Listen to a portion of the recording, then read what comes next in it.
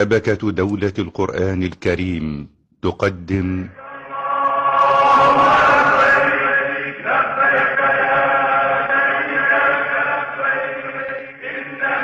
يا صباح الفل والجمال على احلى اخوات واحلى اصحاب، يا رب تكونوا كلكم بالف خير. مكملين طبعا في سلسله تنظيفات العيد الاضحى، كل سنه وانتم طيبين. بس النهارده بقى كده ايه، واحنا بننظف السجاد وبنغسل السجاد بتاعنا، هتكلم معاكم في 3 حاجات او في 3 افكار هتغير حياتك 180 درجه. بس الاول حابه اشكركم طبعا على تعليقاتكم الجميله اللي جات لي على الفيديوهات الاخيره، ان هي فيديوهاتي عجباكم والمواضيع اللي بنتكلم فيها عجباكم وشداكم. فان شاء الله باذن الله مكملين واحنا بننظف واحنا برضو عاملين اللي علينا، بنتكلم برضو في الحاجات اللي بتفيدنا او بتسعدنا او بنستفاد فيها من بعض. فيلا بقى كده، لو عجبك فيديو النهارده ما تنسيش تحطي لي لايك، وما تنسيش بقى الشير والاشتراك في القناه وتفعيل زر الجرس، وتكتبي لي كومنت امر منك. فيلا بقى نبدا على الفيديو بتاعنا. وعنوان الفيديو بتاعنا هيكون اسمه ايه؟ بتستنيش المزاج يجي، انت اللي تخلقيه. او المود مش بيجي لوحده، انت اللي بتخلقيه. فالفيديو النهارده هيكون عباره عن المزاج اللي او الحماس اللي بيجي علشان احنا نقوم ننظف او نقوم نروق او نقوم نشوف مصالحنا او حياتنا عموما. فهقول لك النهارده على 3 افكار هتغير حياتك 180 درجه، وصدقيني هتطلعي من فيديو مستفاده جدا. بس كملي الفيديو للاخر وباذن الله هتستفادي منه اكبر استفاده. والكلام اللي هنتكلمه كلام واقعي، مش كلام كتب ولا كلام بودكاست ولا كلام برامج. لا، يعني كلام من القلب الواقع اللي احنا عايشين فيه. فان شاء الله باذن الله هتستفادي منه اكبر استفاده. بس زي ما قلت لك، لو استفدتي او عجبك فيديو النهارده ما تنسيش طبعا اللايك والشير والاشتراك. ويلا بينا نبدا الفيديو بتاعنا. الفيديو ده مبني على الفيديو اللي فات، اللي هو كان ايه، انا فين راحتي وسط العيال والبيت والمسؤوليات والغلا. فانا بصراحه حبيت اتكلم معاكم في الموضوع ده بالذات، او الافكار اللي هتكلم فيها مبنيه على الفيديو اللي فات. لاني انا نفس الست اللي في نفس البيت اللي مع نفس العيال، بس طبعا الفرق كبير وكبير قوي كمان. انا لقيت الراحه مش لازم استناها، بمعنى بس ما تسيبيش مزاجك هو اللي يحركك وهو اللي يشغلك وهو اللي يخليكي تقومي تبداي يومك. لا، ما تسيبيش مزاجك يجي، لا انت اللي تخلقي المزاج، وانت اللي تخلقي الحماس، وانت اللي تخلقي الطاقه والباور اللي يحمسوكي تقومي تشتغلي. طول الوقت بنقول مش قادره ابدا، اصلا انا النهارده مش في المود، او انا النهارده مش فايقه.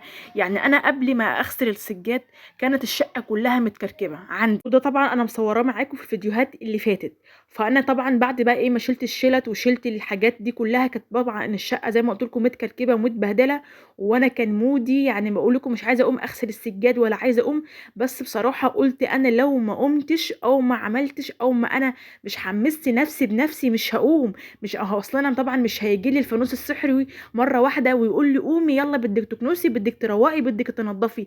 انت اللي بتخلقي الحماس بايديكي. وفعلا انا اول ما قمت وغسلت اول سجاده وتاني سجاده الحماس جه، وبدات اشتغل وكنت عايزه اقوم اكسر الشقه. اقسم بالله ما هو الحماس لما بيجي كده. فانت ما تفكريش انك انت كده في لحظه ان الحماس هيجيلك، لا الحماس انت اللي بتخلقيه وانت اللي بتصنعيه بايديكي. وكمان كان ايه، كمان كان الوقت كان متاخر. يعني انا بدات غسله السجاد بالليل، مخلصه على الساعه 12 تقريبا. ده بالنسبه لي كان متاخر، يعني لان انا متعوده ان انا بغسل السجاد من اول بدايه اليوم. بس لا، انا قلت لو فضلت لبكره انا مش عارفه بكره هيكون في ايه وهاجل بكره لايه، لا انا هقوم دلوقتي حالا. وفعلا وقمت وغسلت. بس طبعا ما كنتش لوحدي، كان جوزي ربنا يا رب يديه الصحه كان بيعمل معايا. فقصد كلامي انك انت تقومي تخلصي اللي وراكي وتحمسي نفسك بنفسك وتصنعي الحماس بنفسك.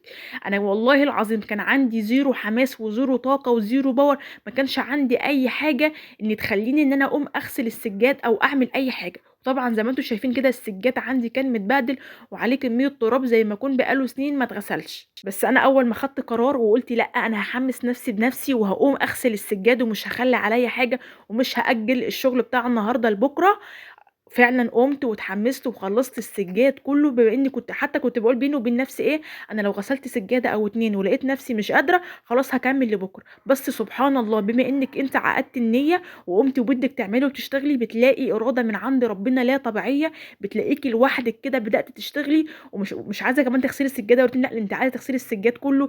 ولو لو الحيط عندك عاوز يتغسل هتغسليه، بما ان الحماس جالك وانت عاقده النيه انك انت تعملي. فاول فكره معايا زي ما قلت لك لك ما تسيبيش الحماس هو اللي يجي، لا انت اللي تخلقيه وانت اللي تصنعيه بنفسك علشان تقومي تنجزي اللي وراكي. او مش شرط في الشغل، في اي حاجه عموما في الحياه انت اللي تخلقي الحماس بايدك وانت اللي تصنعي الحماس بايديكي. دي اول فكره كانت معايا.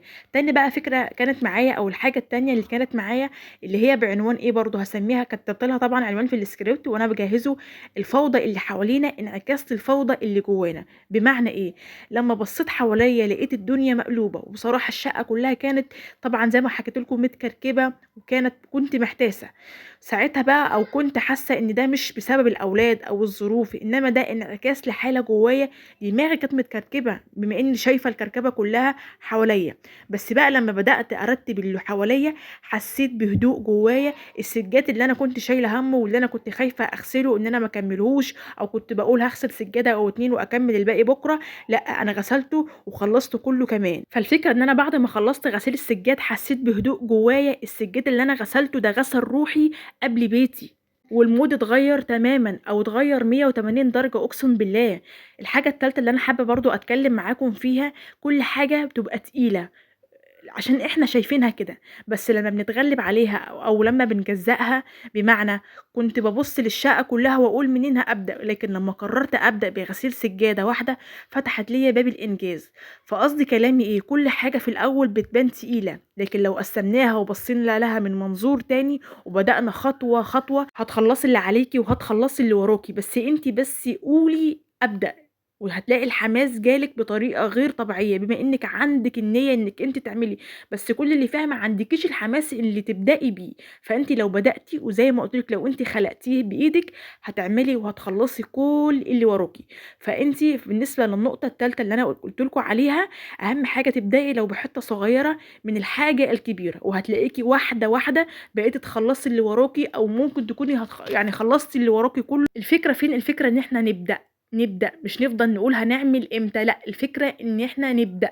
وبعد ما تبدأي هتلاقيكي سبحان الله لا اراديا كده بمساعدة ربنا ليكي واحدة واحدة هتلاقيكي خلصتي كل اللي وراكي وانتي مش حاسة. بس الفكرة ان احنا نبدأ ولو حتى بحاجة صغيرة. حاجة كمان بقى، انا مش بقولك اتعبي وخلاص، لا انا بقولك اتعبي علشان ترتاحي بجد. بعد ما تخلصي اقعدي بقى اعملك بقى كوباية شاي، كافئي بقى نفسك على المهمة دي، لان الحاجات دي عليها اثر او عليها عامل نفسي كبير. انت بعد ما تعملي تكوني عامله مجهود في الشقه بتاعتك، اقعدي كافئي نفسك باي حاجه في شقتك. كوبايه شاي تشربيها، تقفي حبه في البلكونه تكلمي واحده صاحبتك، وده طبعا انا ذاكراه معاكم في الفيديوهات اللي فاتت، بحيث انك انت ما تحسيش نفسك ان انت 24 ساعه مضغوطه. وده انا اتكلمت معاكم في الفيديوهات اللي فاتت. فانا بقولك من ناحيه تخلصي اللي وراكي، وفي نفس الوقت ما تتعبيش نفسك او تضغطي نفسك فوق ما هي مضغوطه، وفي نفس الوقت انجزنا وخلصنا اللي ورانا. وبعدين بقى بص على النتيجة بقى، بص على اللي انت عملتيه وقولي بقى لنفسك انا تعبت واستحق بقى استمتع. صدقوني الراحة بعد الانجاز ليها طعم تاني، واللي مجرب ده عارف انا اقصد ايه. وده الفرق بين التعب اللي يهدك والتعب اللي يبنيكي، ده الفرق بينهم. فزي ما قلتلك بعد ما تخلصي اي حاجة عندك في شقتك حتى لو هي صغيرة كافئي نفسك.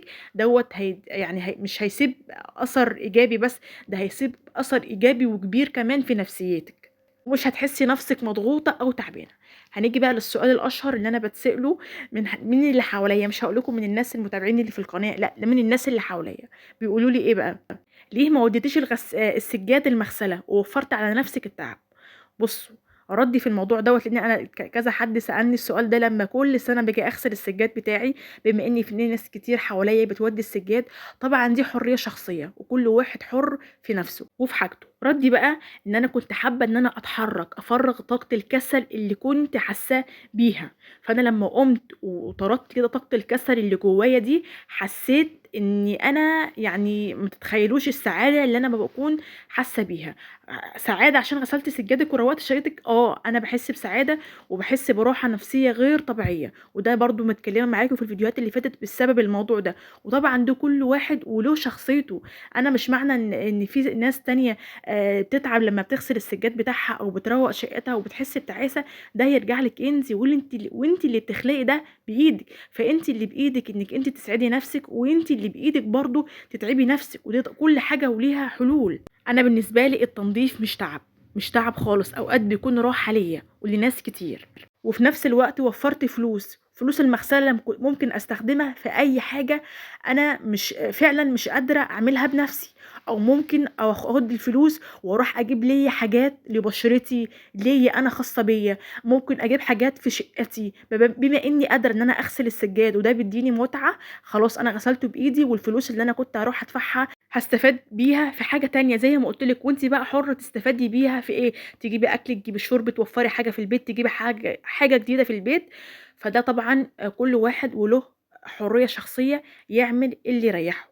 بس طبعا بالنسبه لي انا كديده كسبت راحه نفسيه وانجاز وتوفير، ودوت اسعدني وبسطني جدا. فطبعا كل واحد فينا حر، او كل واحده فينا حره تختار اللي يريحها. شوفي اللي يريحك ايه واعمليه، بس اوقات كتير مش كل اللي بيريحنا بيكون هو الصح. وطبعا دوت له مقاييس تانية او له ابعاد تانية او له حاجات كتير تانية. ف وبكده بقى فيديو النهارده يكون خلص. يا رب يكون الفيديو بتاع النهارده عجبكم او استفدتوا من الثلاث افكار اللي انا اديتها لكم. واول فكره كانت معايا ما تسيبيش المزاج يجي، انت اللي تخلقيه، او المود مش بيجي لوحده، انت اللي بتخلقيه او بتصنعيه بايديكي وبنفسك. تاني فكره معايا الفوضى اللي حوالينا انعكاس للفوضى اللي جوانا.